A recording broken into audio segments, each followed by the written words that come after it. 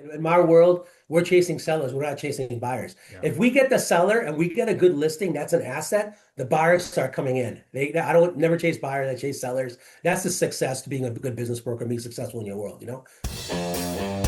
Hello and welcome to Pillars of Wealth Creation, where we talk about creating financial success with a special focus on business and real estate. I'm your host, Todd Dexheimer. Now, let's get to it. Hey, welcome back to the show. Excited to have Manoj Moorjani. Manoj, man, how are you doing? I'm doing good, Todd. Thanks for having me here today. It's so awesome to have you on the show. So I've known Manoj for a long time now, and he is a business broker with Calhoun Companies, the top business broker. He's been the top business broker with Calhoun for 8 of the 10 last years. He's been there for 25 years. He sold nearly 400 different businesses of various different sizes. Manoj, welcome, and give our listeners maybe just a little bit more about your background. We'll kind of dive in. Sure. I'm Indian, born and raised in Hong Kong. I went to high school in Hong Kong, grew up there. My parents had me there. I went to college in Jamestown, North Dakota when I was 18, in the middle of nowhere. And I was a business and MIS major. I went through that and then got a job as a youth director out of college. I did that part-time, worked with a small business part-time as well. And then my parents asked me to help them out with their business in Hong Kong. Right before that, met my wife to be from Elk River, Minnesota. I went back to Hong Kong, did a long distance thing for a while, and my parents offered me their business. They had a business center business where they rent out office space. Real estate in Hong Kong is very, very expensive. I grew up there and didn't quite want to take over my mom's company. It's kind of funny that I'm a business broker now and help people sell businesses when they don't have kids, when they have kids that don't want to take over their parents' business. That was Yeah. my situation back Yeah. then. And yeah, married my wife back in Minnesota. The rest is history, I guess. It's been a while. That's awesome. So I want to talk a little bit about, I want to talk about a variety of things. I want to talk about how you've been successful as a business broker. And maybe we can start there. Let's just talk through some of the key principles and things that you find that makes you successful as a business broker. It's funny, we were, one of the earlier memories of meeting you, we were in a rental car and we're driving around looking at some real estate properties, and you get a call from a client and you're talking with this client, or maybe you called the client. Anyways, I just remember the conversation that you had, or the type of conversation and the energy you brought to that conversation. And literally right there, you got this deal done within a 5-minute car ride. So tell me a little bit about being successful. I think being successful at selling is so important for anybody who wants to be successful in business. So tell me a little bit about that. I'm in the people business. I love what I do, connecting buyers and sellers together. And we're selling cash flowing businesses. So I really believe in what we do. I've been doing it for 25 years. Kind of like you guys in real estate, looking for cash flowing properties. We're very similar in that way. It's an asset, right, for business owners to buy either businesses or real estate.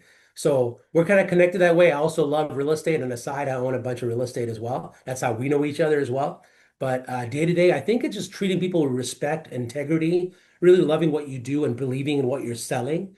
And really, our firm really treats people with the highest integrity. Our ethics integrity is top notch. With Calhoun Companies, we're well known in the Twin Cities for being business brokers. And yeah, I really love what I do and I enjoy the connections I make. And no business is the same. I've sold nearly 400 companies and everything is different. So yeah, it's interesting.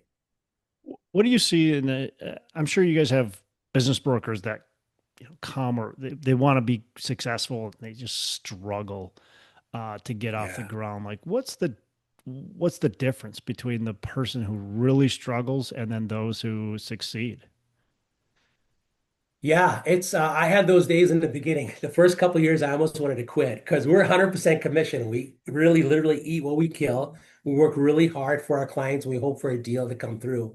I think really for a successful business broker, it's really again, it's your tenacity and connecting with people and being able to connect people well. When I meet with a seller, in that first few minutes, I'm not just trying to get their listing. I want them to really like me and I want them to trust me. If I get them to like me and trust me, I got their business all day long.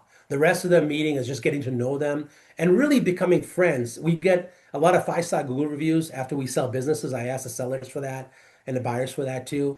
And honestly, some of the best reviews I've had is like, besides Manoj being a business broker helping us sell our business, we've actually become long-term friends. So I like that a lot. We treat people with utmost respect and integrity, and we really become friends. We're looking out for people's interests. Every deal I do with a buyer and seller, it has to be a win-win for both the buyer and seller, or it's no deal. So we met some shady characters from the seller side or from the buyer side, and our integrity and reputation at Calvin Companies, it's really high. We're not going to mess with that and risking our situation. We pass on some of those people, Yeah. but every transaction, it has to be a win-win. Yeah, I love that right there. And that's the there I think that's the critical thing that when you're talking about being good at selling, it's not really about selling. It's about just you're literally going out there and you're building a relationship with these people. They're getting to know you, they're getting to trust you, and you're out there to serve them simply. That's what I'm hearing for you. You're not selling, you're serving. Yeah, yeah, exactly. I love that. I mean, people are going to work with people they like and they trust. This is a big ticket item, like an apartment building. A business is a big deal. And for a lot of sellers, it's their biggest asset they own, right? So they want to make sure it's done correctly. They don't want to be pressured in any way. And even for a buyer, they're scared to death, Yeah. putting the down payment and signing the SBA bank loan to buy this business and be in debt for the next 10 to 25 years. It's a real emotional thing, and really we're looked down as assistant buyers and as sellers and really consultants. It's a consultant type selling approach, not any high pressure in any way. We want to understand the buyer's needs and objectives. We want to understand the seller side, what they want to do, what they want to accomplish, and hopefully between the buyer and seller, we can make a win-win transaction. That's our goal. Yeah, love that. Let's dive into the business side of things. So the man, everybody seems like they want to buy a business right now. And I think there's been a lot of guru type coaches out there that have been pushing it, that's saying, hey, look, and now is the time to go buy a business because the baby boomers are retiring, they're passing away, their kids don't want the businesses. Is there truth to that? Do you feel like there's a lot of opportunity out there for buyers right now to get into businesses? It's so amazing. I think only 2 years ago, I watched all the influencers on TikTok and all people showed it to me because I don't usually follow a lot of those, that social Yeah. media side. But Cody Sanchez, Alex Hermoso, all these people saying buy all these businesses because people want to retire. And there's a ton of them. I'm a business broker, I've been doing it for 25 years. I'm in the streets. There's not a ton of businesses available. The ones that are really, really good, everybody wants to buy them. Right Yeah. now, it's actually a really good time to be a seller more than a buyer. We have more Because buyers of than all sellers right the now. Cody Sanchez's and the Alex Hermosis and all of them. Yeah, they get you all in their program and stuff like that. I mean, some of that is true. It makes sense, right? I'm even buying businesses besides real estate. I own a couple of gas stations, looking to buy a couple more, own some assisted living homes. It's a great time to buy businesses. It's better than I think the stock market, or the returns are even better in the real estate. We just talked about that the other day. Yeah. Right now, they pencil out still really well because of the pricing, how we get to them. But right now, it's actually a seller's market. So every good listing I get, my phone blows up with buyers from everywhere. So it's good to be a buyer. If you find the right deal, it's great. Connect with some good business brokers, build a relationship, get pre-qualified, let them know that you're real. Because, for every one of you, there's like 25 others that want to do the same thing. Everybody wants the same thing. So Yeah. it is a good time though when you can find one. So let's talk about the buyer side. How do you stand out as a buyer? I want to buy a business. I'm like, hey, look, Manoj, like I really want to buy a business. This is the type of business I want to buy. Whether maybe it's manufacturing, maybe it's tech, whatever it is. I want to buy this type of a business, or maybe it's just like, look, I just want to buy a business. Like, I got there's I could go this direction or that. But as a buyer, I want Yeah. to be able. I want you to call me. Like when you got a business for, I want you to call me and say, hey. Todd, Yeah. look, I got this business that's going to be great for you. It's everything you're looking for. How do I stand out as a buyer and be that first call that I get, from you? I think as a company, Calhoun Companies, we probably get 50 to 100 or more buyer inquiries every day. Oof, Every day. wow. So for me, at least I get 2 to 5 a day, every day.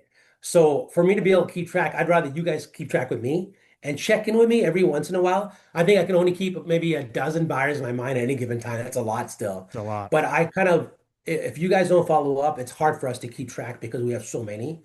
Yeah. And really, in our world, to be successful as a business broker, I really focus on sellers. I don't focus on the buyers. I would go to listing meetings wherever the sellers are. We'll go to them because that's our inventory. That's what we get as a listing to sell for 1 year. And the buyers come and the buyers go. But if you guys stay in touch with me every 2, 3 weeks, if you're really hot after something, look at our website, see what's going on right now. Send me an email, a text, follow up, and I'll have you in top of mind. And when a listing comes in, I can maybe reach out to you even before it gets listed. We've done Yeah. that a few times as well in the past. Yeah. But And stay in and touch, I'd say. and that makes sense, right? Stay in touch and be connected with the brokers that have the listings. I mean, that's the same thing with us with multifamily. I mean, we connect with all the brokers. We're having calls with them quite often. We connect with them on social media. We like their posts. We comment on their posts, all that kind of stuff to try to make sure we're one of the 10 people Yep. in their brain that they're thinking of. Because, like you said, it's really tough to keep track of. You can't keep track of 100 different buyers. Like It's 100. exactly in my world, we're chasing sellers, we're not chasing buyers. Yeah. If we get the seller and we get a good listing, that's an asset, the buyers start coming in. I don't never chase buyers, I chase sellers. That's the success to being a good business broker, being successful in your world. So just stay in touch with us, and as we find deals, we'll be able to pass them on to you. That's really, really important. Let's Um, stick with the buy side a little bit. So, sure. as a buyer, somebody that's listening wants to buy a business. Um, how to let's talk through the transaction. Like, how much money should they plan on having? Like, what kind of terms are we seeing? What kind of opportunities are there out there? Let's start with that. What type of down payment money are we talking about to be able to buy a business? Typically, we look for a buy with 20% down for a business. So if you're looking for $1 million company, you should have about $200,000 liquid. The bank could potentially do it as low as 10% down, but you want to make sure you have about 20% liquid so you don't use all your money, have no reserves after you buy the business. Yeah, yeah, Typically, a business loan is over a 10-year period with an SBA finance loan if it's just business and no real estate. If you do a real estate transaction, if more than half the business is real estate based, you could do it over 25 years. If it's less than half, then it's kind of blended between the business and the 10-year and the 25 years. Get a blended 15-year AM or something. Rates are okay, in the 7.5%, 8%, 9% range. It all depends with different banks, different programs, depends on the buyer. So that's kind of the range you're at right now. A lot of times we get 5-year fixed rates, or they could be variable rates. So we want to meet a buyer that's talked to a bank already. Ideally, they have an idea of what they can buy. Just like in real estate, you want to come prepared. You want to come prepared so we know what you can afford. And really, you look on our website, calhouncompanies.com is where I'm at, and we have over 120 businesses for sale right now at any given time. So check that website, look for something that you're interested in. It does list cash flow, it does list price, but everything else is very confidential. You'll see all blind ads. No one will know yeah, which yeah, business is for sale. Then, if you're interested in this listing, this description, it emails into us. We'll send you a confidentiality agreement to fill out. Everything you guys see is confidential. We'll send you financials on a business review. Employees don't know the business is for sale. Customers don't know. It's very important to keep that confidentiality. yeah, So we'll for send you sure. a full prospectus. We call it a confidential business review. Once you send us that NDA, that confidentiality agreement, and they'll give you a whole write-up. It'll explain the whole business, everything it is, a little SWOT analysis, some financials. Typically, the last 3 years of financials will be included in that. And then that should be enough for you to decide as a buyer, are you really interested in pursuing this further, or you can destroy the information and move on? It's not a fit. If you are interested, you reach back out to us, then we'll set up a video call or a face-to-face meeting with the seller after hours. These business owners are very busy working each day. The employees, customers don't know what's for sale. So most of our showings are done after hours, nights or weekends. We set up those Hmm. visits. And then we try and go through the process, help the buyer and seller see if it's a match. That first initial meeting is a very introductory get to know you meeting. But at that stage, we'll have enough information to you to decide if you guys, after that meeting, want to make a letter of intent offer or not. We can help you draft that letter of intent. Once we negotiate out a deal structure with the buyer and seller is signed off, the business goes off the market. And typically, we're about 90 days to close. We Hmm. engage third-party attorneys. We engage the SBA lender. We engage some accountants if there's any due diligence further being involved. And there's some kind of transition period worked out where the seller will stay on with the buyer for That's what I was going to however ask long you. it needs, three Yeah, months, 6 months, whatever it is. yeah. And we're moving everybody towards a closing. As a seller, how often do you guys see where the seller is part of the financing? Maybe they do a seller carryback or some sort of somehow a part of the financing. The banks, the SBA love to see a little bit of skin in the game from the seller, and Hmm. typically it's about 10% of the deal. And that Okay. helps a lot. It helps with underwriting because 6 months down the road, the seller's got a vested interest in the success of that company. If the buyer calls it a question, they're going to answer their phone. So Yeah. that transition helps the underwriting a lot because usually the buyers are new, they haven't been in this business before. Uh, the fact that the seller's got a little bit of skin in the game, they're going to help the transition go well. It gives everybody comfort, the buyer comfort as well as the bank. So they 10% seller carryback. And typically we've had no problem with that. Sellers are getting, interest, maybe 7%, 8% of their seller note. And typically it's paid off. It's, amortized over 10 years, maybe balloon after 5 years. And Yeah. that's we've had any problems with sellers. Most sellers are okay with that. Yeah. Well, if it's kind of what the market is used to, it becomes pretty easy. It's interesting that you Yeah. say that the banks actually not require like it. They Where in real estate, it's actually the opposite. They don't like it if a seller oh carries back in real yeah. estate. So it's interesting that the business side of it, they're like, hey, yeah, we like this because it shows that the seller is actually, uh, it has to be successful. I prep all my sellers for that. I think I have a higher chance of closing the deal if I prep the seller right from the beginning to be involved with the business somewhat, Yeah. 10% seller carry back. And usually they're okay with that. Before SBA came about 20 plus years ago, sellers were financing maybe half their business. Oh, We weren't wow. getting the prices we were getting, and there was a lot more seller financing, especially for businesses where there wasn't any collateral. Non-manufacturing companies, where it's all service-based. A lot of banks were very nervous about that because they didn't have the SBA guarantee protecting the banks. So since that came around, most of our sellers, they're okay with a 10% seller carryback. They're getting 90% cash at closing. So it's worked out really well. I don't know if you're involved much after that transaction happens or kind of see what's going on with the buyer. Are you at all? Do you usually get to see kind of what's happening? And Not very closely, but once in a while we stay in touch. Like I said, I become friends with my buyers and sellers, so we may go out to lunch after 3 months or 6 months just to stay in touch. And being in this business 25 years now, those buyers are my future sellers. yeah, So I've actually sold yeah. businesses two, three times again now, 10 years later, 13 years later, 15 years, it all cycles back. So that's the advantage of starting when I was young at 28. I'm 53 now, so who knows how long the future holds. But for now, it's been a good repeat business type thing. Is there something that stands out to you as far as when somebody takes over a company as a buyer, what you see is somebody being really successful and maybe somebody being not very successful? Because I'm sure that happens sometimes where people take over, they just fall flat, and there's other times where it's Yep. just like, wow, they've done amazing with it. Is there anything that you kind of see there? Yeah, it's kind of funny. My boss now, at the time, my partner in the past, we used to make little bets when a new buyer would come in, whether they would do better than the seller or worse than the seller. It's kind of crazy, if Yeah. we had sometimes sellers were very sleepy and they didn't really do much with their business, low energy and everything. And you get a high energy buyer coming in, and that's educated, structured, got some sales and marketing behind them. That business is going to blow up. And once in a while, like, I wonder, can I invest with you, please? I think you're going to do really well. So Yeah. it's fun to see that happen, right? Then we've seen the reverse. I met this guy who had a pool cleaning company, and he was on the phone all the time. I think he had one of those earpieces stuck to his ear. I think it was surgically put in because he was on the phone 24/7, talking all the time. And like, I think he was, selling his business for 1.2 million, and his cash flow was 400 grand, but he was working all the time. And I'm like, whoever buys that business is going to fail because I don't think anyone's going to work 24/7 like that guy. He's working Yeah. 80 hours a week or more. Yeah. So I'm like, yeah, then you see some sleepy buyers coming in, like, okay, I wonder when we'll get this listing back. So once in a while you see that, but it's the person it is, how hard they work. It's just business, right? The harder you work, the smarter you work, the more lucky you get, the more successful you are. So we see those things once in a while. Um, That feels like a One thing big part I of wanted to share. Oh, go ahead, sorry.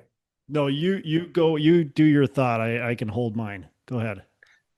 It is a seller's market right now. I mean, we're good listings that are priced well, we're getting a lot of buyers on. And on good companies, for example, I just listed a garage door company, service doors, both for residential and commercial. They have some city contracts. And when I first met with the seller, I looked at the valuation. I think it's cash flow about 550. I said, okay, maybe I can stretch to 2 million, 4 times cash flow. And he said, we went back and forth a couple times. This guy's only 48 years old. And he told me it's not going to do it for him. I said, why? I think that's a good price. Usually we're 3 times cash flow. Now we're at 4 times.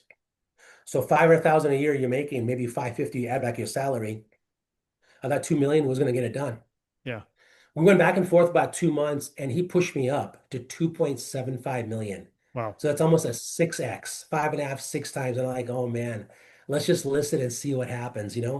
And to my surprise, my phones have been blowing up. A lot of Wow. calls. That's a very interesting niche space, the home services business space and garage doors. People are always calling me about that kind of business. There's not a lot of them available, but when they do come up, I'm getting a lot of private equity calls too. The private equity typically wants to buy a business that's cash flowing at least 1 million or more. But they're reaching out because a lot of them do consolidations. There's some private equity groups nationwide that are buying garage door companies. So this would be a bolt-on, an add-on to them. And I'm quite surprised by the number of calls that we're getting on that right now. So there's some there's some margin compression, cap rate compression in that sense, where the multiples of values are going up a little bit. But still, even at 6 times cash flow, it still covers debt service, and banks are still able to give us SBA term sheets on that. So it's interesting that it is becoming a seller's market, and the valuation multiples are going up a little bit higher, especially for the interesting popular businesses where everybody wants to get into. Yeah, I think I mean service-based businesses, that's what I hear about probably more than anything when I'm, like you said, like the little TikToks or Instagram Yeah. reels or whatever. They're talking about you got to buy a business now. It's always about buying the HVAC company, buying the Yeah. plumbing company, buying the The garage door laundromat and the company, car wash. the car Everybody's calling me about a wash. laundromat and car wash. I'm like, did you hear from Cody Sanchez lately? I mean, what book did you read? Everybody's like the same thing. And then when they come to me and they do their due diligence questions and look like, yeah, I think you got these questions from a textbook. It's pretty obvious. It's kind of like, okay, come on. Am I doing the math right? So you're saying 500K, 275. So that's like an 18 cap. 500,000 times 4 times is 2 million, Yeah, times 6 times is 3 million. So it's just under 6 times cash flow. that's really good. Like if I compare Yeah. that to real estate, that's much better. Oh, in real estate, you're at 20 times cash flow if you're looking at a 5 cap. Right, right. So businesses So right yeah, now, I'm getting a lot of real estate buyers. Todd, they're calling me now. A lot of syndication groups are calling me because an apartments deal, they don't pencil out anymore. It's very hard to make a deal pencil out, it as I'm is. sure you can It's attest right very now. hard. How many deals are you looking at to get one? Maybe 100 deals to get one? Oh, I mean, yeah, 150, 200. Yeah, nowhere like that in businesses. I mean, you can look through a list and maybe 10 to 15. I mean, really not even 10, you'll find out in the pencil out. Now, whether you want to buy it or not, what's different between business and real estate, I mean, anybody can buy a house and live in a house or Yeah, rent an apartment. yeah, Businesses are pretty unique. You yeah, have to have that background, or you have to have the ability to really run that business, whether it's an HVAC company or an elevator company or certain businesses that require a certain skill and auto mechanic. You need to be an auto mechanic to buy one. Doesn't make sense otherwise, but yeah. there are those general businesses like car washes and laundromats that maybe anybody can buy, a gas station. Some of those aren't too But hard to those figure probably out have a larger multiple then too. because a lot of times it comes with real estate, so the multiple Yeah, goes up a little bit more, but not anywhere close to apartments and yeah. houses and all that. So I'm getting a lot of calls from real estate investors now. They're switching it and buying. I have a landscaping company. I think I told you about it. It's like the lawn care snow plow. They have about 75 townhome association contracts. That one would make about 1.3, 1.4 million in seller cash flow a year, and that Wow, one's listed about 6.5 million. So even wow. that adds at 5x. That's a very interesting business. That thing cash flows. You can even put a little syndication together and make the numbers work really, really well. And the cash on cash returns are really strong. Hmm. That's interesting. Am I When tempting you a little bit to switch from real estate to businesses? Yeah, you're getting me that you're pushing me. Now I'm getting ready. Um, so I think going back to what you said about that guy with the earpiece, like it's just glued in there, right? He's working a ton and he's Yeah. so I feel like one of maybe the more important due diligence items is to really understand how much the actual seller, the owner, is working and how critical that person is to that business success. Because if you have a unique business or a Mhm. seller that is really, really good at what they do, and the reason the business is successful is just because of them, they are exiting the business. You have to be really confident in yourself and your ability to replace them. 100%. That's very important. Seeing the style of the seller, what they do. Can you do what they're doing equal, at least equal, if not better than what they're doing, you know? Yeah. When I first started off this business, it was very interesting when I learned a lot about these small business owners. Most of them were mom and pop type business owners. They kind of just fell into the business. They started something Mm, small and they got something a little bit bigger than small. And I yeah. knew they didn't have the education. They didn't go to grad school, MBAs and this and that. Right. They didn't Right. have the sales and marketing ability or the finance backgrounds or anything to really take this to the next level. But they invented something that kind of worked that was off a platform. And I knew a lot of buyers that with the sophistication could come in with a strategic growth mindset. They can take this as a springboard and really explode the sales in the business itself. So there's a lot of those still around out there. The sellers that haven't been that deep in the business world and all that. They're just kind of running what they know. Those are the opportunities you want to find. Yeah. There's still a lot of those out there. The mom and pop type owners where there's still a lot of potential. Take something they have and roadmap that and really take it as a springboard to really grow. Those are the ones you want to find. Yeah. That to me seems like a no-brainer, right? I don't That's want the like the guy value add, that's I think, in apartments. That's yeah, kind of the that's the value value add. add, right? Yeah. Yeah, You want the owner that's either absentee or the owner that just is kind of just they're just kind of just there and they yeah, haven't really pushed the business. They haven't really, they're maybe that's right. burned out or they're just retiring and are on their way out and it is what it is. Like they're just kind of done. That's the Yeah. value add. That's the value add right there. So yeah, I like that. Um, tell why should somebody seller in particular, but even a buyer, why should somebody use a business broker? Why should they go through someone like you? Okay. For sellers, there's four main reasons to sell. Number one is retirement. Buyers like that reason. Number one reason is retirement. Yeah. Number two is burnout. Why are you burning out? Does the buyer want to know why you're burning out? Will that cause them to burn out too? Number three is health issues.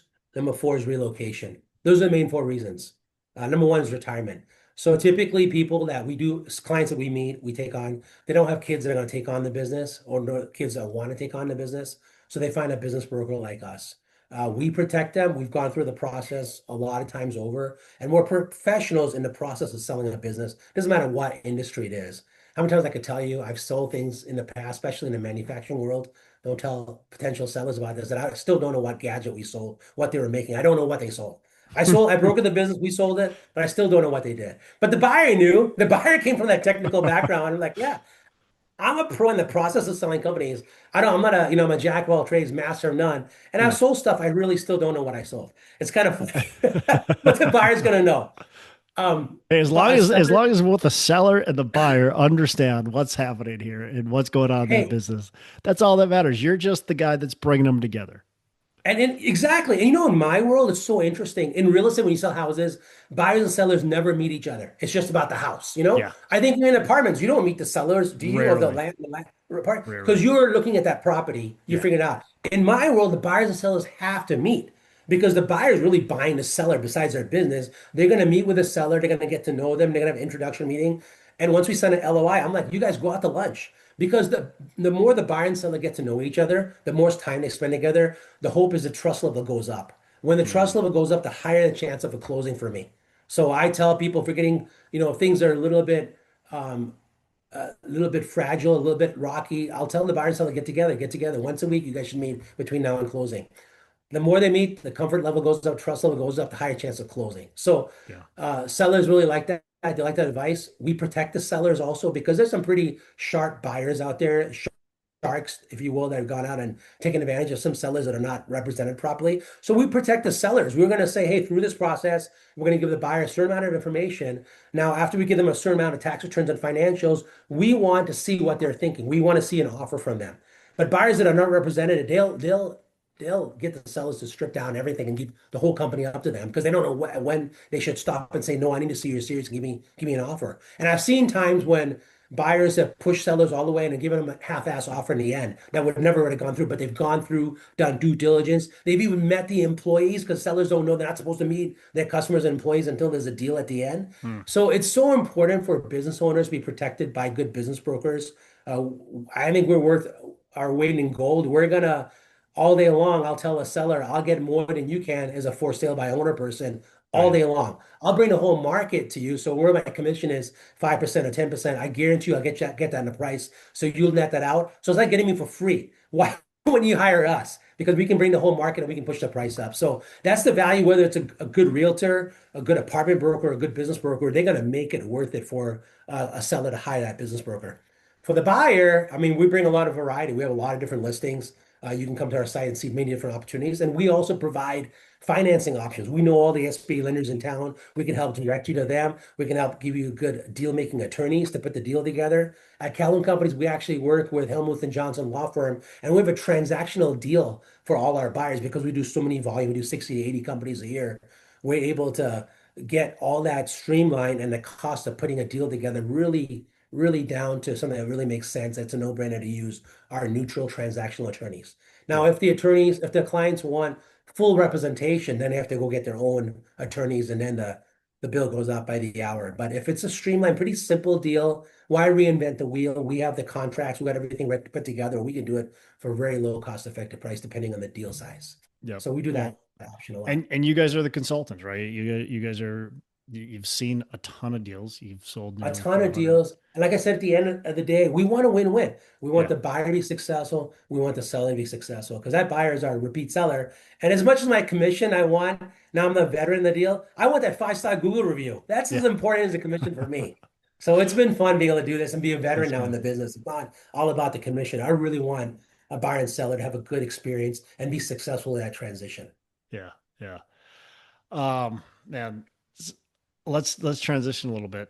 Uh, why do you're a business broker, you make your money there, but you do a good amount of real estate investing as well. What do you like about real estate investing that it affords you or it provides for you and your family?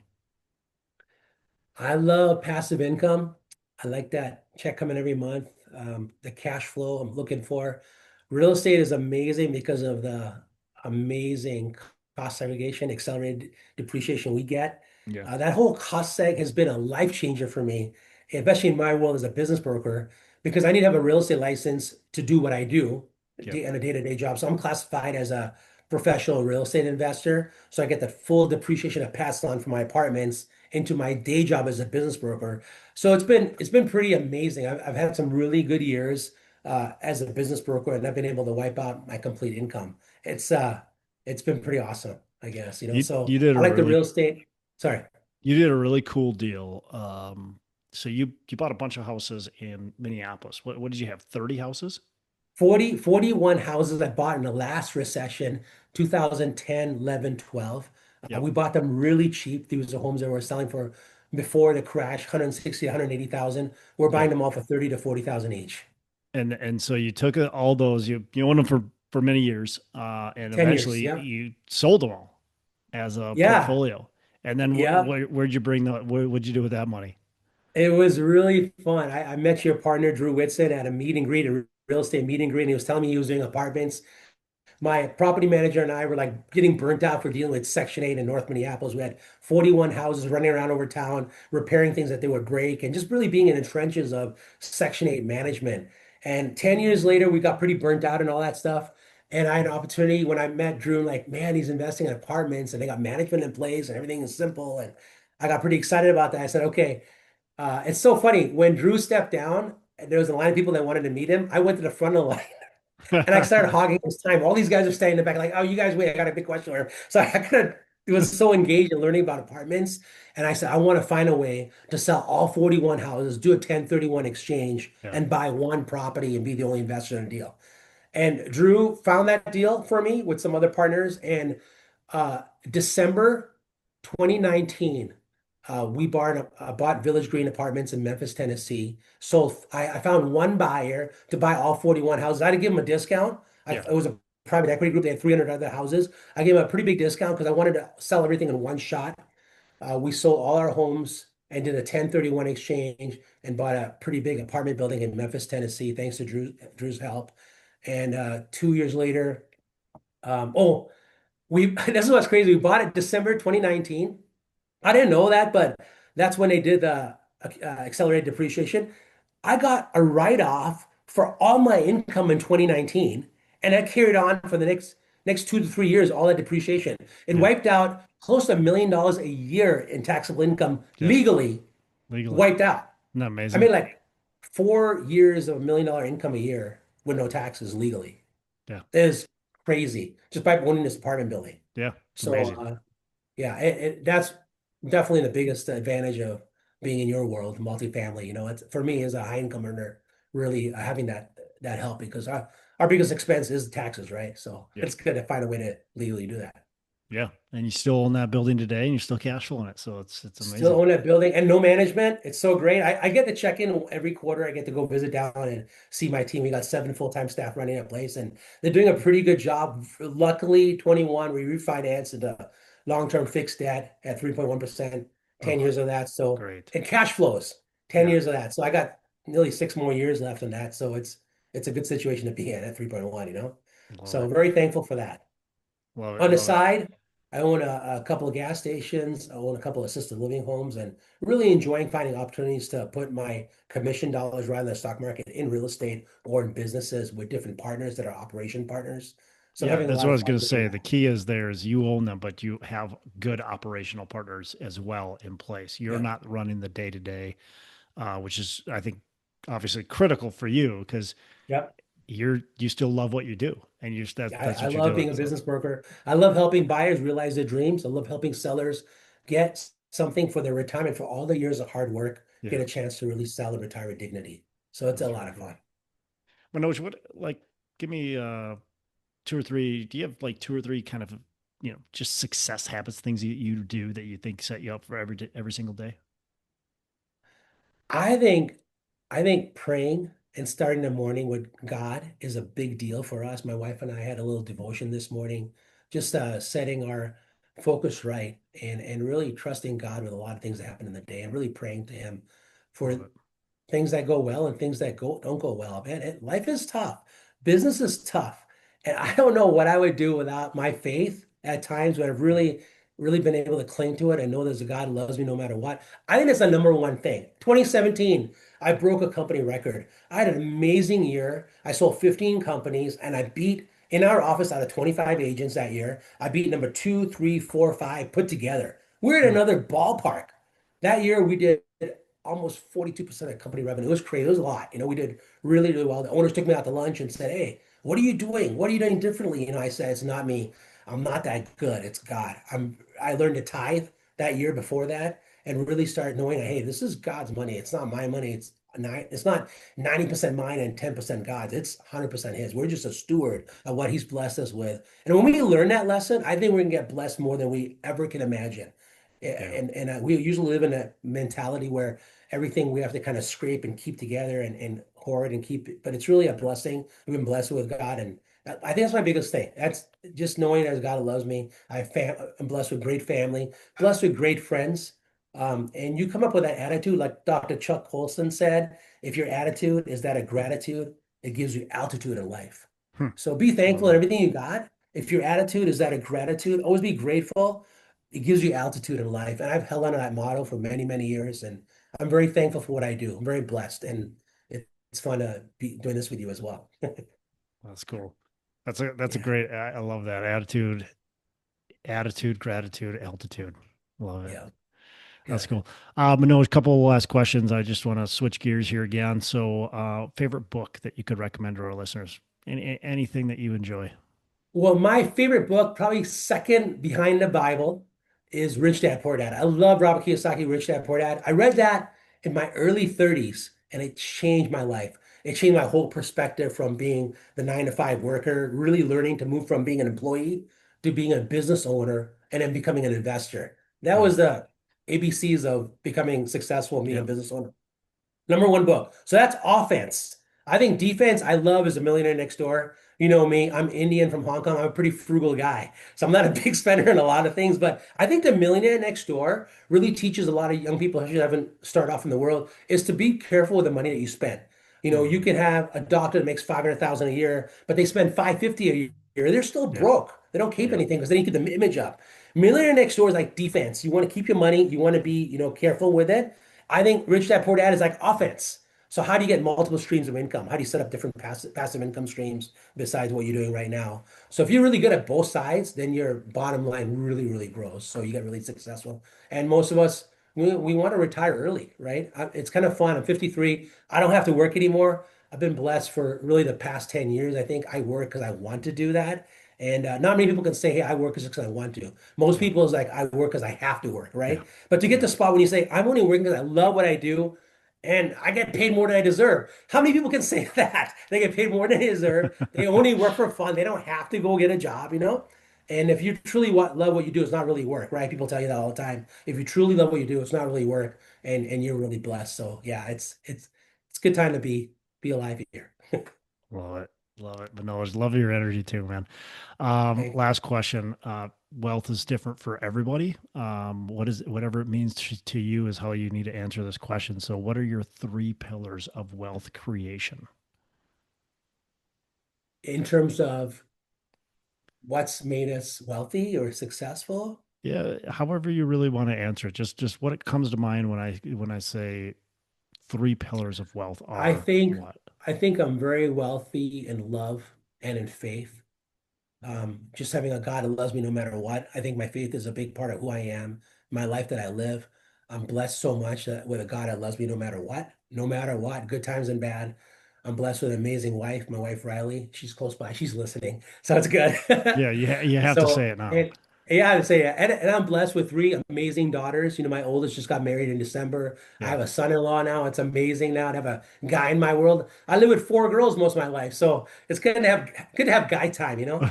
And I'm very blessed with really good friends, right? Good business partners and good friends. I co-lead a Bible study Friday mornings at McDonald's every Friday at 7 a.m. There's been 5 to 15 guys meeting for the last 10 years. We need our guy time. And I always believe if you win your morning, you win the rest of your day. We win Yeah. our morning in the Bible, studying and praying. It's just a 1 hour time we have together, but it just sets up our attitude, our whole spirits for the rest of the day to win the rest of the day. So you can take it on. So I think if you win your morning, you win the rest of the day. I love going to the gym. I start off at the gym almost every day at Lifetime as well, and I have a class that I join and see the same people that motivate me. So I am a very rich man in all those areas besides just financial. So I'm very thankful. Those are my pillars of wealth, I'd say. Love it. Yeah. Manoj, man, appreciate you. Appreciate you being on the show. A lot of good stuff. If you're looking forward to buy a business, if you want to sell a business, reach out to Manoj. Manoj, what's the best way for people to get in touch with you? Our website is www.calhouncompanies.com. My email is manoj@calhouncompanies.com. I'd love to hear from you guys. Thank Awesome. you so much for this time, Todd. Yeah, you have a fantastic rest of the day. Yeah, you too. Appreciate it. Bye-bye. Hey, thanks so much for listening. I appreciate you being a loyal listener. Say, I would love to have you go on to our Facebook page and subscribe. Give us a thumbs up. Go on to iTunes or wherever you listen and give us a rating and review. Don't forget to subscribe. Your rating and review just helps us push this out to more and more people and continue to grow our audience and hopefully positively affect a ton of people out there that really need this and want this. So the other thing I've got for you is a free ebook on my website. So go on to venturedproperties.com, and download our free ebook on real estate and on syndication. And I've got some data points in there, some really good stuff for you. So I'd love to have you take a look at that. It's free. I'm not expecting anything from it. And also, look, if you want some help in multifamily, want some help learning, growing, getting your business off the ground, I would love to talk to you about what it would look like to work with me potentially and see if that's a good fit. So you can go to coachwithdex.com and check that out. And we can definitely have a call. Thanks a lot for listening. You make it a fantastic rest of the day. I'll catch you on the next episode.